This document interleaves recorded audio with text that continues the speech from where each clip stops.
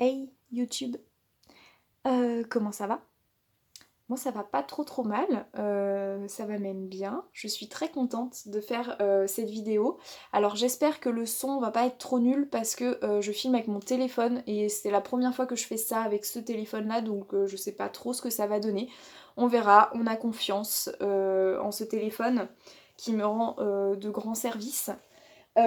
Aujourd'hui, je suis contente de filmer ici parce que c'est un peu mon endroit préféré sur cette terre quand même, c'est ma bibliothèque.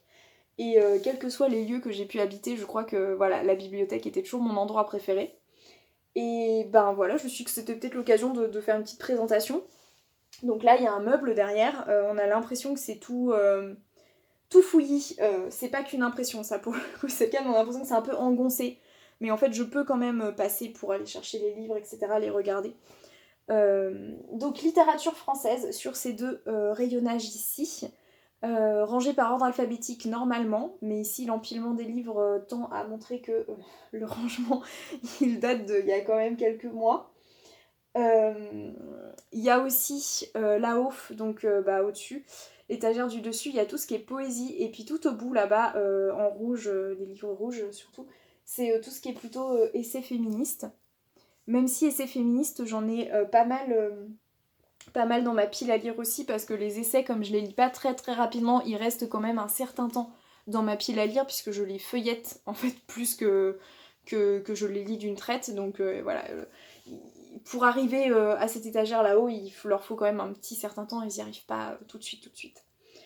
Et puis bon, tout en bas, là, c'est bah, tout ce qui est littérature jeunesse, littérature de l'imaginaire, mes petits livres doudous fétiches qui m'ont un petit peu bercé dans ma préadolescence, dans mon adolescence, que j'ai envie d'avoir avec moi tout le temps. Euh, Littérature étrangère, c'est sur la cheminée, ici. Donc il y en a à peu près autant que là en fait, sauf que bon, c'est pas une bibliothèque évidemment, donc c'est peut-être encore plus hasardeux au niveau du rangement. Alors c'est rangé par nationalité. Pour le coup, c'est peut-être. Enfin pour le coup, c'est c'est sans doute encore bien rangé par nationalité. Parce que, parce que c'est tellement.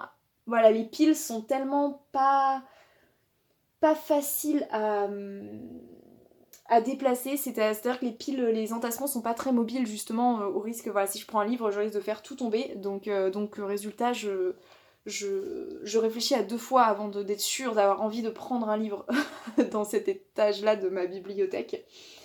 Et puis voilà, derrière là-bas, bah, ici, là où je vais montrer les ouvrages féministes, en fait, dessous, il y a une sorte de vieille valise dans laquelle j'ai rangé ma pile à lire. Ça, c'est nouveau, hein, ça date d'il y a une semaine, avant c'était par terre. Mais ça me donne une illusion de contrôle, parce que du coup, toute ma pile à lire doit rentrer là-dedans, sauf les essais. Mais tout ce qui est fiction, ça doit rentrer là-dedans. Et comme ça, j'espère ne pas avoir trop de choses à lire d'un coup. Mais bon, je pense que ce n'est qu'une illusion de contrôle et que ça ne rassure que moi en soi. Et, euh, et puis voilà, derrière ça, il y a encore voilà, dans la cheminée, qui n'est plus une cheminée en fait, hein, enfin, on ne fait pas de feu.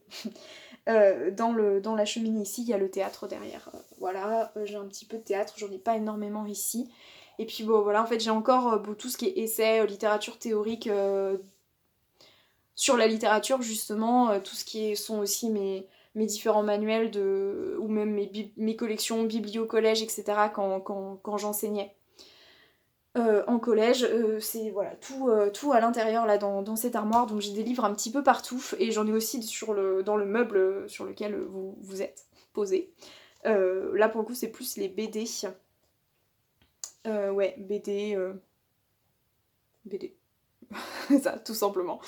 BD, puis un ou deux beaux livres qui traînent, mais voilà. Donc voilà, ma bibliothèque. Coucou, c'est bon. Maintenant que vous êtes présenté, on va pouvoir commencer à parler des livres que j'ai lus.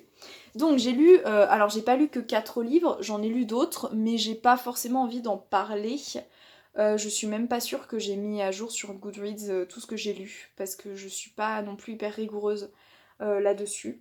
Donc j'en ai sélectionné 4 parce que ce sont les 4 que je me souviens avoir lus déjà et qui en fait m'ont marqué pour différentes raisons. Le premier dont je vais vous parler, c'est De purs hommes de Mohamed M. Bougarsar, qui est l'auteur, dont, enfin vous connaissez peut-être son nom, parce que c'est l'auteur du prix Goncourt de l'année dernière, enfin de 2021. Ce n'est pas ce roman-là qui a eu le prix Goncourt, j'essaye de me rappeler du titre, mais il ne me revient pas. J'aurais dû vérifier peut-être avant de faire la vidéo. C'est pas grave de toute manière, il est facile à retrouver sur internet. Celui-ci c'est un de ces romans qui précède. La première fois en tout cas que je le lisais et j'étais absolument scotchée. Moi ce livre m'a mis une claque, j'ai trouvé ça assez magistral. Ça faisait longtemps que j'avais pas été portée en fait par la prose fictionnelle d'un auteur. Vraiment, ça faisait longtemps que j'avais pas lu un roman qui m'emportait autant d'un point de vue du style en fait, où j'étais autant conquise. Et donc enfin c'est déjà ça en fait qui m'a plu, et puis après il y a toutes les thématiques aussi qui sont intéressantes, et puis même la construction de la narration est intéressante. Donc pour que vous compreniez, c'est un roman qui parle de l'homosexualité au Sénégal et du fait que les homosexuels sont considérés comme des sortes de représentants du mal en fait, qui ne sont pas acceptés par la société. Et on est dans une narration à la première personne du singulier, donc un personnage narrateur qui dit je. On est dans une focalisation interne puisqu'on est donc voilà, on a accès à ses pensées, à ses réflexions, et cet homme-là au début du roman nous apparaît comme quelqu'un tenant des propos qui sont de l'ordre de l'homophobie. Et on voit en fait ce personnage être complètement déstabilisé en fait par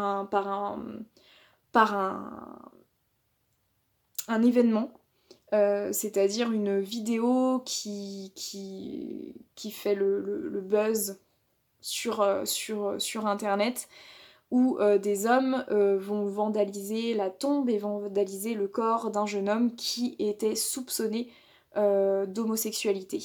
Et cette vidéo est décrite comme étant extrêmement violente, évidemment, affreuse. Et le personnage en fait est confronté à cette violence, et puis petit à petit il va développer une sorte de, pas d'obsession mais de, ouais si, une sorte d'obsession pour ce jeune homme en fait. Il se pose la question de qui est-ce qu'il était, etc. Mais en fait finalement tout ça n'est qu'un prétexte pour, enfin, en tout cas c'est comme ça que je l'ai lu, n'est qu'un prétexte pour faire état finalement de l'évolution de ce personnage qui va prendre un chemin peut-être différent de celui qu'il aurait pu prendre si cette vidéo-là n'était pas arrivée dans sa vie. Donc on a plein de réflexions qui sont parallèles à ce fait, donc sur l'homosexualité. Il y a aussi des réflexions sur l'amour, sur la mort, sur la perte, sur la violence, sur la sexualité, sur le corps. Enfin, il y a vraiment beaucoup de choses, j'ai trouvé là-dedans, et il y a des références à la mythologie. Il y a tout un passage qui est bien écrit qui reprend le mythe du Minotaure avec l'image du labyrinthe, qui vient ici pour caractériser en fait le deuil de lorsque l'on a perdu un être cher. Enfin, il y avait vraiment beaucoup de choses qui m'ont plu dans ce roman. Donc au début je voulais lire un passage, et puis en fait ça rendait pas... Voilà, je pense qu'en fait je pense que c'est mieux de le lire en entier plutôt que de lire des passages comme ça, parce que sinon je risquais de spoiler certaines personnes, même si moi être spoilée ça me dérange pas, mais je sais qu'il y a voilà, plein de gens qui n'ont pas envie d'être spoilés. Donc je vous conseille vraiment la lecture de ce roman. Je pense que le Goncourt doit être aussi bon, étant donné que ce roman-là est, enfin, je le trouvais très réussi. Et puis ouais, non, vraiment, j'ai été très convaincue. Donc, ensuite, ce que je peux présenter, c'est que, bon, je lis beaucoup de poèmes, en fait, depuis quelques mois, enfin, depuis même plus de quelques mois. Je lis beaucoup de poèmes et je lis beaucoup de poésie, mais aussi notamment sur internet. Donc c'est des choses que je présente pas, parce que du coup je présente ici des livres, mais je lis en fait de manière hebdomadaire de la poésie. Mais tout comme je consomme aussi des vidéos poèmes sur YouTube, même si c'est pas ma forme préférée. Voilà. C'est pas ma forme préférée, enfin, en tant que réceptrice du vidéo poème, parce que moi-même, je me vois peut-être bien créer ce type de choses. Par contre, en tant que réceptrice, bizarrement, je suis pas sûre d'être la personne la plus sensible en fait à ces vidéos poèmes, mais je reconnais le travail qu'il y a derrière, et finalement ce qui m'intéresse dans les vidéos poèmes, c'est plutôt ce qui est de l'ordre de l'écriture en fait, et de la langue, donc c'est surtout ça qui m'intéresse, donc voilà. Donc j'ai un lien avec la poésie qui est quasi quotidienne en fait, et j'ai découvert à l'occasion de ces pérégrinations sur internet, j'ai découvert une poétesse qui s'appelle Mylène Tournier, dont avec ce recueil, Je t'aime comme, qui a été publié il n'y a pas très très longtemps, je pense, parce que je l'ai trouvé en librairie. C'était l'année dernière. Oui, c'est ça date de 2021, juin 2021. Et Je t'aime comme, en fait, c'est une série de vidéos qu'elle a faites sur YouTube, en fait, justement, de vidéos poèmes qui doivent dater peut-être du confinement, je crois, donc de 2020. Et donc là, c'est une mise en recueil d'un travail qu'elle avait déjà fait sur internet, alors qu'elle a sans doute peut-être complété pour le recueil. J'avoue que je me souviens plus très très bien de toutes les vidéos. Et voilà, en fait, j'aime beaucoup. J'aime beaucoup parce que ça me donne envie d'écrire et parce qu'en fait, ça m'inspire pour écrire et que voilà, en fait c'est difficile je trouve de parler du rapport à la poésie et de faire de faire une revue d'un recueil de poèmes parce que comme j'en écris aussi un petit peu, je trouve que j'ai un rapport un petit peu biaisé à ça et du coup tout de suite c'est plus forcément, je suis plus dans une posture de lectrice en fait, plus tout à fait, donc voilà, enfin je suis pas sûre que ce soit que ma critique soit objective ou quoi que ce soit. Mais donc voilà, ça m'a donné envie d'écrire, j'ai beaucoup aimé en fait toutes les images convoquées, j'ai bien aimé le côté très répétitif en fait de ce recueil, je t'aime comme, en fait tous les poèmes commencent avec cette phrase-là, ce qui peut, je pense, peut-être rebuter certaines personnes, mais moi en tout cas j'aime bien ce côté très... comment dire, ce côté très... cyclique. C'est le mot que je cherchais. Cyclique, répétitif, ça inclut une sorte de rythmique. On est un peu, quand on lit du coup ce recueil, je trouve qu'à un moment donné, on est un peu comme dans une sorte de torpeur en fait, où on est un peu dans un état second qui facilite justement peut-être l'écriture poétique. Et donc je trouve ça bien d'arriver à entrer dans cet état-là par la lecture en fait d'un recueil de poèmes de quelqu'un d'autre. Voilà. Voilà en gros ce que ce que je peux dire là-dessus. Donc vous voyez que d'ailleurs en plus il y a encore un marque-page dedans parce que je suis encore en train de le refeuilleter et j'ai même du coup parfois continué certains poèmes. C'est-à-dire que parfois j'ai continué. Enfin voilà, elle arrête son poème et j'ai parfois pris un crayon de papier et rempli à la suite et continué en fait à filer certaines images, etc. Parce que. Donc voilà, j'étais une lectrice active, mais c'était une très chouette expérience et de toute manière. De toute manière, j'aime beaucoup ce que fait Mylène Tournier et ça a l'air d'être une personne très, très talentueuse que je continuerai à suivre quoi qu'il arrive sur les réseaux et dans ce qu'elle fait sur internet, mais aussi dans ce qu'elle publie ici. Donc voilà, c'était super chouette. Et sinon, j'ai lu. Alors sinon, après, on va arriver sur des livres que je n'ai pas choisis moi-même. Parce que pour l'instant les deux autres ce sont mes achats, mais là ce sont des livres que je n'ai pas choisis moi-même parce que j'ai eu pour Noël en cadeau une box Cube. Donc vous savez c'est une box où vous entrez vous remplissez une sorte de questionnaire et puis ensuite un libraire va vous conseiller un livre que vous recevez ensuite dans une box mensuelle, vous conseille un livre en fonction des critères que vous avez sélectionnés, du petit mot que vous avez laissé, etc. etc. Et donc moi, j'avais demandé un roman d'Europe de l'Est et la libraire en question m'a recommandé Terre des Affranchis de Liliana Lazare. Donc c'est une autrice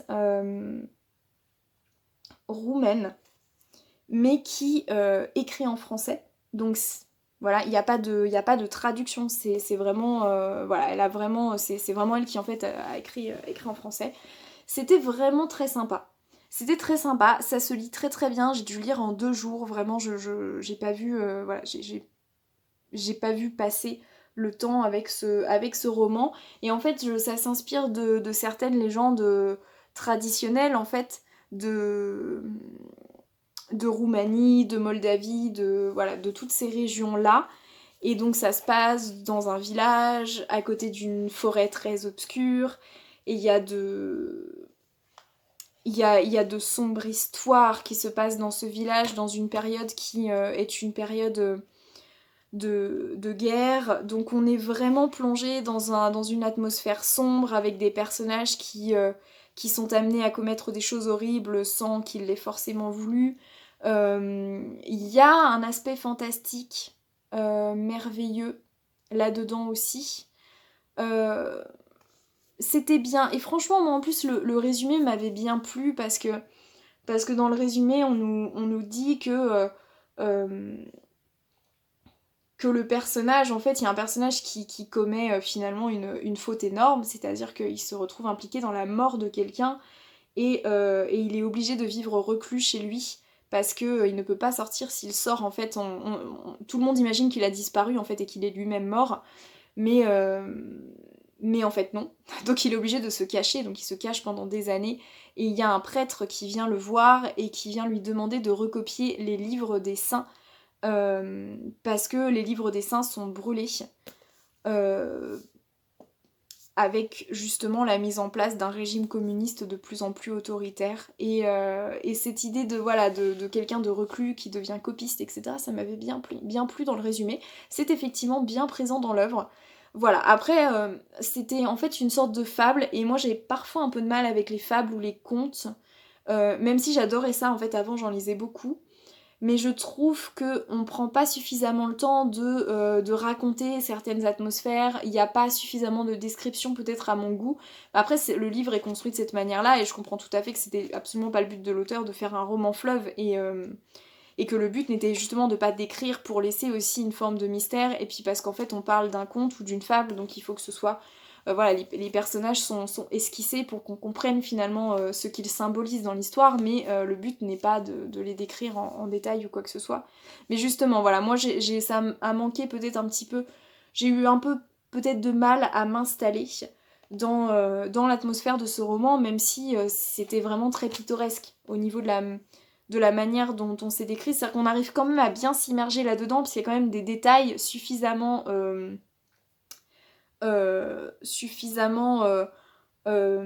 présent, suffisamment là, pour qu'on puisse justement s'imaginer et voyager dans cette histoire imaginaire, dans ce patrimoine culturel aussi, ces légendes roumaines. Donc c'était vraiment intéressant. Après, je suis pas sûre de relire forcément un autre livre de l'autrice. Voilà. Après, c'était un très bon livre et quoi qu'il arrive, je vais le garder. Et c'est même un bon livre à conseiller, mais c'était vraiment très facile à lire. Donc, enfin voilà, c'était une lecture de vacances en fait, j'ai envie de dire. Voilà, lecture de vacances qui était très très intéressante, et je regrette absolument pas le choix de la libraire. C'était tout à fait dans ce qui pouvait m'intéresser. Il y a... Ah bah non, je suis bête. Enfin, je suis bête. Non. Non. Je vous ai dit que j'allais vous présenter des livres que je n'avais pas choisis. Mais en fait, c'est faux, puisqu'il y en a un que j'ai bel et bien choisi. Donc hop, on enchaîne sur l'autre livre que je n'ai pas choisi, qu'on m'a offert. Donc cette fois, c'est pas la librairie Cube. Cette fois, c'est mon compagnon qui me l'a offert. Ça s'appelle Ultramarin et c'est de Mariette Navarro, que je n'avais jamais lu, mais que je connaissais de nom. C'est un roman qui était... dont j'ai beaucoup aimé le début. Vraiment, j'ai beaucoup aimé le début. Ça parle d'une capitaine de navire, qui est une femme, donc j'ai bien dit une capitaine. C'est une capitaine de bateau, de navire, donc d'une sorte d'énorme cargo en fait, qui voyage à l'international pour transporter des marchandises d'un bout à l'autre de la planète. Qui un jour autorise son équipage, qui est entièrement masculin, à s'arrêter en mer et à faire une baignade, ce qui évidemment est complètement inhabituel, parce qu'on imagine bien que quand on conduit un cargo comme ça qui transporte vraiment des tonnes de marchandises, on ne peut pas, enfin on est obligé de respecter des horaires, etc., de rendre des comptes, donc on ne peut pas s'arrêter comme ça au milieu de l'océan pour un oui ou pour un non, et surtout pas pour une baignade en général. Mais toujours est-il que la capitaine accepte, et c'est là qu'on rentre un petit peu justement dans le fantastique, donc on quitte une réalité pour arriver dans quelque chose qui est beaucoup plus étrange, une atmosphère inquiétante, et j'ai adoré ça. Franchement, j'ai adoré ça au début. La manière dont la baignade est décrite, euh, on sent vraiment l'immensité, la solitude que peut procurer en fait l'océan lorsqu'on est un homme qui se baigne dans l'océan au pied d'un cargo. En fait, on sent un sentiment de claustrophobie un petit peu, vraiment. On sent quelque chose, une angoisse un petit peu comme ça, latente, qui monte dans l'écriture, que j'ai trouvé vraiment... non, mais vraiment bien faite. Voilà. Après, moi, je fais partie de ces gens qui ont peur de l'eau. Donc, je n'irai jamais me baigner en pleine mer de cette manière-là. Donc, je sais pas si c'est ça qui fait que j'ai été particulièrement saisie par ce récit-là. Mais j'ai adoré ça. Et donc, après j'ai trouvé que c'était... Malheureusement, ça perdait un petit peu de cet aspect-là mystérieux dans la suite du texte. Donc j'étais un peu plus déçue par la suite. Enfin, après, c'était pas une déception parce que je l'ai lu jusqu'à la fin et je suis restée accrochée au roman jusqu'à la fin. Et l'écriture était toujours de qualité. Donc voilà, c'était pas mal écrit ou quoi que ce soit. Mais j'ai vraiment, en fait, je pense que j'ai vraiment beaucoup aimé la mise en place de l'ambiance du début. Et ça m'a vraiment, voilà, ça m'a vraiment plu. Et d'ailleurs, là, je me suis dit que je pouvais peut-être vous lire un petit extrait pour vous donner un petit peu une idée, en fait, du style et de l'écriture. Euh, Donc je vais vous lire juste un ou deux petits extraits. Hop, parti. Il glisse dans l'eau, pointe des pieds, puis corps entier. Douleur vive de la fraîcheur et du sel qui brûle, comme s'il était plus cuisant au contact des peaux. Cage thoracique compressée par l'immense océan. On dirait que la masse énorme et par endroits grise ne se laisse pas pénétrer si facilement. Il n'y a qu'à voir comment, depuis le départ, elle referme systématiquement l'eau derrière le cargo, qui met pourtant toute sa force pour la fendre. On ne la déchire pas comme un tissu, on n'y laisse pas d'empreintes comme dans le sable ou dans la neige. En y plongeant, on se condamne à l'invisibilité. En glissant, ils se demandent s'ils peuvent tous ressentir la même chose, si l'océan joue aussi ce rôle-là, de relier les esprits entre eux quand les corps s'y ébattent, de conduire les impressions comme la foudre. Au moment de toucher l'eau, ils forment une équipe, dans l'exaltation. Pour un peu, ça illuminerait les profondeurs marines, ce courant qu'ils ont l'impression de faire jaillir de chacun de leurs gestes. Ils sont sans envie de bravoure, sans aucune idée de l'heure qui suit. On dirait qu'il leur faut la première claque de l'eau pour faire ce voyage au présent. Ils sont sans intention de rien, on verra bien le geste qui arrive le premier pour les faire flotter comme ils peuvent, pour prendre ce qu'il faut de champ dans le rond déformé par la nage. On verra bien si le souffle suit, si le silence tétanise, si l'euphorie dans ce cas peut faire office de nageoire. À chacun son image secrète de liberté, à chacun son choc en changeant d'élément. On voit sous leurs paupières passer des paysages, des vacances d'enfance, des plaines si vastes qu'on les croit préhistoriques, des pluies de déluge, des vélos lancés sous des soleils de plomb, des maisons minuscules cachées dans les rochers, des champs de tournesol et des champs de colza, des plages, des épices, des cabanes. Voilà les visages extatiques, abandonnés, les corps arqués par le plaisir, et chacun sait, dans sa langue, que la mer est la mer et l'océan puissant. Voilà, ça continue comme ça un certain temps. Moi en tout cas ça m'a tout à fait porté. Donc vous ferez peut-être une idée, mais c'est une lecture que je conseille si vous avez l'occasion de le lire. Et on passe au dernier livre que j'ai lu, qui est Le Cheval Blanc d'Elsa Triolet, parce que Elsa Triolet est une autrice que j'ai lue quand j'étais adolescente, dont j'ai déjà parlé il y a peu sur cette chaîne, il me semble. Je crois que j'en avais parlé lorsque j'avais fait un book haul. Et peut-être à une autre occasion, je sais plus. Enfin bref, en tout cas j'en ai déjà parlé, donc vous savez que Elsa Triolet, c'est une autrice qui m'intéresse. Pas seulement parce qu'elle était la femme d'Aragon. Parce que bien évidemment, c'était une écrivaine tout à fait talentueuse et dont la vie m'intéresse aussi, puisqu'elle a une vie qui était quand même pleine changements, de bouleversements. Elle a côtoyé beaucoup d'intellectuels de son temps, que ce soit des Russes ou des Français. Donc voilà, du coup c'est une personne qui m'intéresse beaucoup. Et le cheval blanc, bah, je l'avais jamais lu. J'avais envie de le lire depuis que j'avais lu notamment Aurélien de Aragon, puisque les deux livres sont sortis un petit peu en même temps. Le cheval blanc de Triolet a été écrit avant Aurélien de Aragon. Donc voilà, et donc on peut faire des sortes de liens, de passerelles entre ces deux romans. J'ai vraiment beaucoup aimé. C'est pas un livre qui est parfait, dans le sens où il y a quand même des passages ou des choses où je me suis dit tel passage, selon moi, il y a des petites choses qu'on peut considérer comme étant un peu vieillies. Ce que j'ai pas ressenti, notamment quand j'ai lu Aurélien de Aragon. À aucun moment, quand j'ai lu Aurélien, je me souviens avoir pensé qu'il y avait des passages qui avaient un peu vieilli ou quoi que ce soit. Pour le coup, j'en ai parlé en vidéo de ma lecture d'Aurélien il y a fort longtemps, donc ça vaudrait le coup que je réécoute ce que j'avais dit à l'époque.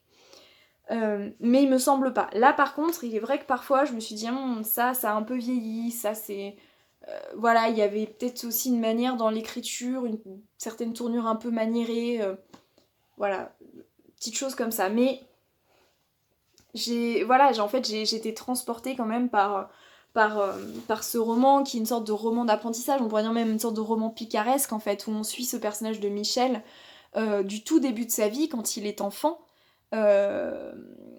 jusqu'à quand même un sacré bout de chemin. Je me souviens plus quel âge est-ce qu'il a à la fin, mais on le suit quand même sur une grosse partie, et en fait on le suit sur toute une période d'apprentissage, de ce que c'est que la vie, de ce que c'est que l'amour. C'est un personnage à qui apprend à aimer. Alors c'est un personnage qui a quand même un rapport compliqué avec les sentiments, un personnage qui est pas forcément très empathique comme ça avec autrui, qui est un personnage qui n'est pas un personnage auquel on a envie forcément de s'attacher. Enfin, je sais pas, mais moi j'ai pas trouvé spécifiquement que ce personnage était... voilà, c'est un personnage qui m'a beaucoup agacée par moments, qui m'a déplu, que j'ai pas toujours compris non plus. J'ai pas toujours compris pourquoi est-ce qu'il agissait ainsi, etc. Donc voilà, un personnage qui est quand même loin de ma personnalité, de lectrice et de ma personnalité tout court. Mais c'était quand même passionnant parce qu'on parcourt comme ça toute une époque, on voyage à travers le XXe siècle. Et puis il y a aussi ce personnage, donc c'est un moment d'apprentissage picaresque avec un personnage qui se déplace d'endroit en endroit, qui en fait a telle expérience pendant tant de temps à Paris, puis qui ensuite s'enfuit. Et en fait à chaque fois qu'il part, c'est sans laisser de traces. Et puis au fil du roman, finalement, on voit qu'il a jamais finalement coupé les liens. Enfin, les gens parfois reviennent à lui, c'est-à-dire qu'ils recroisent, en fait, plus tard dans le roman, ils recroisent des gens chez qui il a vécu pendant un moment, il voit un petit peu ce qu'ils sont devenus, et donc il y a quand même ce chassé-croisé, en fait, entre un personnage qui, du coup, part du jour au lendemain, parfois sans prévenir ses amis, mais à un moment donné, voilà, il y a toujours un moment où il va les recroiser, et il y a un côté un peu fataliste quand même dans ce roman, j'ai trouvé... quelque chose de pas très optimiste sur la nature humaine. Je saurais pas développer davantage parce que j'ai pas suffisamment réfléchi pour le faire, mais j'ai trouvé que c'était pas un roman très positif en fait sur la nature humaine. Je trouve que c'était un roman quand même assez complexe, qui tend à montrer finalement aussi un aspect médiocre de la personnalité des hommes. Un roman qui peut être assez cruel en fait sur certaines... sur, sur la narration de certains milieux sociaux. Et puis bon, après voilà, c'est un roman qui est quand même passionnant parce qu'il y a ce personnage de Michel qui est un peu tout feu, tout flamme comme ça. Il y a un côté aventurier parce qu'il lui arrive quand même pas que des choses banales, il lui arrive quand même des choses que tout le monde ne vit pas. Son rapport aux femmes est aussi intéressant, tous les personnages féminins sont intéressants. Donc toutes ces femmes sont intéressantes. Plutôt, il y a ce fameux personnage d'Elisabeth qui va représenter du coup pour le fameux Michel une sorte d'amour absolu, qui est un personnage aussi intéressant. En fait, il n'y a aucun personnage auquel on a envie de s'attacher, puisque les personnages ne sont pas manichéens, justement, donc ils sont pas... voilà, ce ne sont pas des modèles à imiter, en fait, mais ils incarnent tous quelque chose, en fait, de leur époque. Ils incarnent tous une sorte de devise, d'envie de leur époque. Ils incarnent tous un aspect de leur époque qui, finalement... peut nous paraître médiocre en fait quand on est lecteur et qu'on se place dans un certain idéal, dans une échelle de valeurs positives, mais bon, je sais pas si ça voulait dire quelque chose, ma précédente phrase, mais c'est pas grave. Mais voilà, j'ai aimé, et puis après, voilà, c'est long, donc on a le temps de savourer. D'ailleurs, j'ai mis beaucoup de temps à lire, en fait, hein. J'ai mis vraiment beaucoup de temps à lire. Mais j'étais bien, en fait, dans ce roman. C'est-à-dire que, même si parfois, voilà, je vous ai dit, c'est pas un roman parfait, mais j'y étais bien, en fait, j'avais envie d'y rester. J'y étais bien. Et dans mon souvenir, j'ai lu Rose à crédit quand j'étais lycéenne. Rose à crédit était beaucoup plus cruelle, en fait, était beaucoup plus... là, on sent quand même que c'est un roman encore qui pourrait aller peut-être encore plus loin, en fait, justement, dans sa critique. Et non, non, mais c'était une très belle expérience de lecture et ça ne m'a que conforté dans mon idée que j'avais envie de découvrir un peu davantage la personne d'Elsa Triolet, en fait. Euh, voilà. Bon, bah écoutez, j'espère que c'était pas trop long. Parce que comme d'habitude, je dis faire vidéo courte, etc. Mais en fait, en fait ça dure super longtemps à chaque fois. Au revoir YouTube.